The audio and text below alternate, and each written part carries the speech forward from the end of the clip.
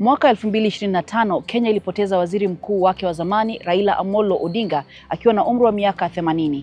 Maishani, Raila Amolo Odinga alitambulika kama mtetezi wa demokrasia ambaye mara kwa mara alibadilisha hali ya kisiasa ya Kenya kupitia ushirikiano wa kimkakati na viongozi tofauti. Jukumu la kupeana mkono au handshake alilofanya na marais wote wa Kenya kwa lengo la kuzima mapigano lilirudisha kwa kiwango fulani hali ya utulivu wakati wa nchi hiyo, hasa ilipokuwa katika mvutano wa kisiasa uliogubika nchini humo, hasa wakati wa nyakati za uchaguzi.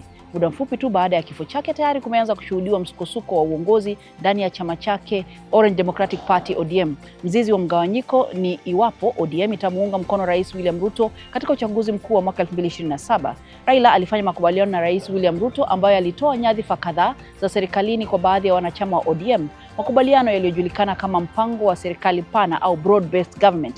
Lakini pengine swali la Wakenya baada ya Odinga ni je, kizazi kijacho cha viongozi wa kisiasa chini ya shinikizo linaloongezeka la wananchi wanaweza kuona jinsi matamanio yao ya kibinafsi yanavyoweza kutimizwa kwa kuitikia matakwa ya wananchi na si uwezo wao wa kuleta pamoja miungano na mikataba baina yao?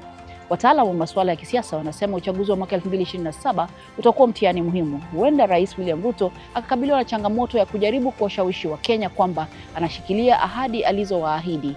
Lakini hakuna rais nchini Kenya aliyewahi kuondoka madarakani kutokana na kushindwa katika uchaguzi. Haijulikani mpinzani wake mkuu atakuwa nani, kwa sababu kwa mara ya kwanza tangu mwaka 2002 Raila Odinga hayupo katika kinyang'anyiro. Wataalamu wengine wanasema kizazi cha vijana maarufu Gen Z kimeleta mwelekeo mpya wa kisiasa bila kutegemea kabila au wanasiasa maarufu. Badala yake, kigezo kikubwa cha kuchaguliwa kitakuwa ni utoaji wa huduma. Hii inaweza kuifanya siasa ya Kenya kukomaa zaidi.